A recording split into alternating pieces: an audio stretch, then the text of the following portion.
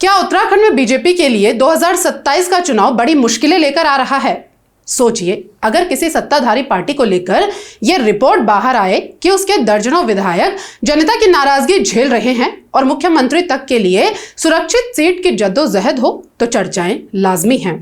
उस पर अगर करोड़ों रुपए की सड़कें और पुल पहली ही बारिश में जवाब दे दे और उन्हीं परियोजनाओं में सत्ता से जुड़े लोगों के नाम सामने आने लगे, नेताओं के विवाद, कथित धमकियां, खनन विवाद और सरकारी पैसे के इस्तेमाल पर लगातार सवाल उठने लगे, तो चिंता का विषय तो बनेगा ही। दरअसल दिल्ली से आई एक रिपोर्ट ने भारतीय जनता पार्टी के अंदर हलचल मचा दी है। कहा जा रहा है कि इस रिपोर्ट ने सिर्फ संगठन की चिंता ही नहीं बढ़ाई, बल्कि मुख्यमंत्री पुष्कर सिंह धामी के सामने भी कई नए सवाल खड़े कर दिए हैं। अगर इस रिपोर्ट पर भरोसा किया जाए तो भाजपा के विकास, संगठन और चुनावी रणनीति तीनों पर गंभीर सवाल उठ रहे हैं। सबसे अहम बात यह है कि यह कोई विपक्ष का दावा नहीं बताया जा रहा, बल्कि चर्चा है कि यह फीडबैक भाजपा संगठन और राष्ट्र स्वयंसेवक संघ की ओर से कराया गया आंतरिक आकलन है। ऐसे में इस रिपोर्ट की राजनीतिक अहमियत और भी बढ़ जाती है। बताया जा रहा है कि पिछले 2 महीनों के दौरान उत्तराखंड की सभी 70 विधानसभा सीटों पर स्थानीय कार्यकर्ताओं, सामाजिक प्रतिनिधियों, पार्टी पदाधिकारियों और आम लोगों से अलग अलग माध्यमों से फीडबैक लिया गया। इसके बाद एक विस्तृत रिपोर्ट तैयार कर पार्टी के शीर्ष नेतृत्व को दिल्ली भेजी गई। अब उसी रिपोर्ट के आधार पर संगठनात्मक बदलाव, चुनावी रणनीति और उम्मीदवारों के चयन पर मंथन चल रहा है। सबसे बड़ा दावा यह है कि प्रदेश की करीब 30 से ज्यादा विधानसभा सीटों पर मौजूदा भाजपा विधायकों के खिलाफ स्थानीय स्तर पर नाराजगी दर्ज की गई है। अगर यह आंकड़ा सही है तो यह भाजपा के लिए किसी खतरे की घंटी से कम नहीं है, क्योंकि भाजपा के पास अभी 47 विधायक हैं और यदि उनमें से 32 सीटों पर असंतोष है तो इसका मतलब साफ है कि पार्टी के 2/3 से अधिक विधायक चुनावी जोखिम में होंगे। यानी सवाल सिर्फ कुछ सीटों का नहीं, बल्कि पूरी चुनावी तस्वीर का है।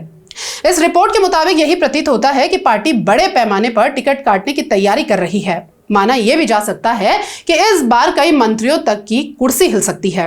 रिपोर्ट में यह भी बताया जा रहा है कि कई इलाकों में प्रशासनिक सुस्ती, स्थानीय समस्याओं के समाधान में देरी, बेरोजगार युवाओं की नाराजगी, विकास कार्यों की रफ्तार और जनप्रतिनिधियों की जनता से दूरी जैसे मुद्दे प्रमुखता से सामने आए हैं। माना जा रहा है कि पार्टी इन्हीं शिकायतों को गंभीरता से लेकर समय रहते नुकसान की भरपाई करने की कोशिश में जुट गई है। लेकिन इस रिपोर्ट का सबसे विस्फोटक दावा मुख्यमंत्री पुष्कर सिंह धामी को लेकर बताया जा रहा है। चर्चा है कि पार्टी नेतृत्व आगामी विधानसभा चुनाव में मुख्यमंत्री धामी के लिए एक सुरक्षित सीट के विकल्प पर भी विचार कर रहा है। यदि यह सच साबित होता है तो इसके कई राजनीतिक मायने निकाले जाएंगे।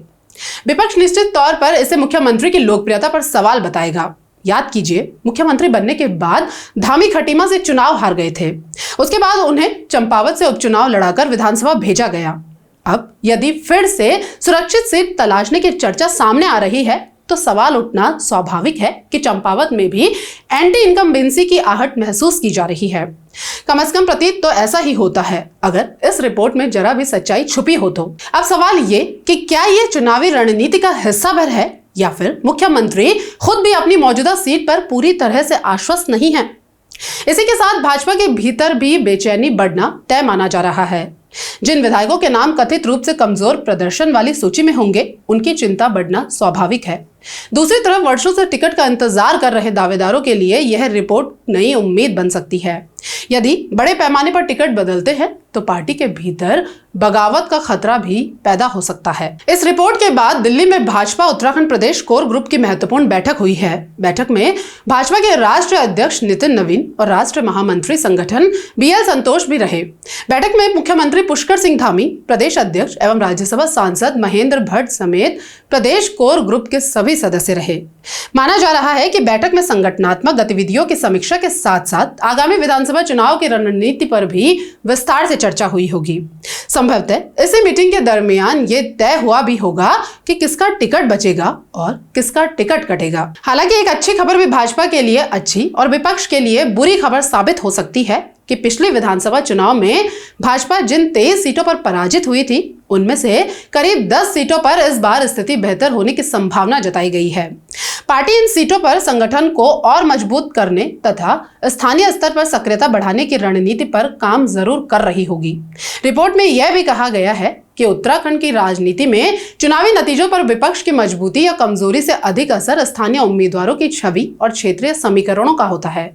इसी वजह से भाजपा इस बार उम्मीदवारों के चयन में स्थानीय फीडबैक और जन स्वीकृति को प्रमुख आधार बना सकती है। अब इस रिपोर्ट के बाद सबसे बड़ा सवाल सामने है, क्या उत्तराखंड में भाजपा की लगातार तीसरी बार सरकार बनाने का सपना खतरे में पड़ सकता है?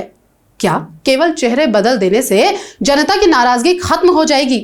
क्या भाजपा सरकार के खिलाफ एंटी इनकम्बेंसी अब खुलकर सामने आने लगी है? और क्या प्रदेश की जनता डबल इंजन सरकार से जवाब मांग रही है? क्या बेरोजगारी, पलायन, महंगाई, सड़क, स्वास्थ्य और स्थानीय मुद्दे भाजपा के लिए सबसे बड़ी चुनौती बन चुके हैं? और सबसे बड़ा सवाल, क्या यह रिपोर्ट 2027 में कांग्रेस की वापसी की उम्मीदों को मजबूत कर रही है या भाजपा समय रहते नुकसान की भरपाई कर लेगी? फिलहाल इतना तो तय है कि इस कथित रिपोर्ट ने उत्तराखंड की राजनीति का तापमान अचानक बढ़ा दिया है। भाजपा के भीतर हलचल है, विपक्ष को नया मुद्दा मिल गया है और जनता की नजर अब इस बात पर होगी कि पार्टी इन संकेतों को कितनी गंभीरता से लेती है। अब देखना होगा कि भाजपा इन खबरों को महज चुनावी फीडबैक मानकर सीमित बदलाव करती है या फिर 2027 से पहले उत्तराखंड की राजनीति में बड़े राजनीतिक फैसले देखने को मिलते हैं। अब देखा जाए तो भाजपा विधायकों से नाराजगी होना लाजमी भी है, क्योंकि उनका व्यवहार ही कुछ ऐसा हो चला है जिसमें सत्ता का नशा साफ झलकता है। उदाहरण के तौर पर अक्सर विवादों में रहने वाले सल्ट विधायक महेश जीना का ये कथित वीडियो ही देख लीजिए, जहां खुलेआम वो किसी को धमका रहे हैं और कह रहे हैं कि किसी दिन तेरी चर्बी उतार दूंगा। बीजेपी विधायक महेश जीना के कथित बयान को लेकर सवाल उठ रहे हैं। चर्बी उतारूंगा किसी दिन। उनके बयान में इस्तेमाल की गई आपत्तिजनक भाषा पर सवाल खड़े करते हुए पूछा जा रहा है कि अगर एक निर्वाचित विधायक इस तरह की भाषा का इस्तेमाल करते हैं तो इससे समाज और राजनीति में क्या संदेश जाता है? ये वही भाजपा के प्रतापी विधायक हैं जो इससे पहले मार्च 2024 में देहरादून नगर निगम कार्यालय में नगर आयुक्त और कर्मचारियों के साथ बदसलूकी, गाली गलौज और धमकी देने के आरोप में मुकदमा झेल चुके हैं। इसके अलावा नवंबर 2024 में मरचुला बस हादसे के बाद भी उनका एक कथित गाली गलौज वाला ऑडियो वायरल हुआ था। अब अगर ऐसे संस्कारी विधायक भाजपा की शान बढ़ाएंगे तो आम जनता तो नाराज होगी ही। खैर, नाराजगी की अन्य वजह भी हैं, जैसे 16 करोड़ के पुल के अप्रोच रोड 16 दिन में ही एक बड़े गड्ढे में तब्दील हो जाए तो इससे भला कौन खुश होने वाला है? अप्रोच रोड में एक विशालकाय गड्ढा हो गया, जिस पर सरकार और कुछ गोदी मित्र दिन भर यही प्रचार में लगे रहे कि पुल को कुछ नहीं हुआ, सिर्फ अप्रोच रोड में गड्ढा हुआ है। अब भला सरकार को कौन बताए कि अप्रोच रोड से पुल के ऊपर चढ़ा जाता है वही मुख्य आधार भी होता है पुल तक पहुंचने का। अब जिसके अप्रोच रोड इतनी घटिया बनी हो जो मानसून की पहली ही बारिश में ढह जाए तो पुल कितना टिकाऊ होगा यह समझने के लिए जैन जी और जनता दोनों ही सक्षम हैं। खैर, आनन फानन में उस गड्ढे को भरा गया, लेकिन सिस्टम के गड्ढे शायद कभी ना भर पाए। अब दूसरे मामले पर आते हैं। दूसरी घटना मालदेवता से सौंग बांध सड़क की है। ये सड़क भी 29 जुलाई 2026 को आई बारिश में एक तरह से खत्म सी ही हो गई। इस सड़क में बड़ा सा गड्ढा बन गया। यह सड़क मई 2025 में बनी थी, जो एक बारिश में ही अपनी काली हकीकत सामने ले आई। यह भी 52 करोड़ में बनाई गई थी। कमाल की बात यह है कि इन दोनों परियोजनाओं में निर्माण करने वाली कंपनी भाजपा नेताओं से संबंध रखती है। मतलब इनका निर्माण कार्य किसी न किसी तरह से भाजपा नेताओं से संबंधित कंपनी ने ही किया था। कम से कम सोशल मीडिया में तैर रहे कुछ कागजात तो यही कहते हैं। अब ये कितने सही हैं, कितने गलत, इसके लिए जांच एजेंसी तो है ही। अब जैसे यही जांच करवाई जा सकती है कि प्रेमनगर पुल का निर्माण करने वाली ठेकेदार फर्म हिमालयन कंस्ट्रक्शन नाम रजिस्टर्ड है।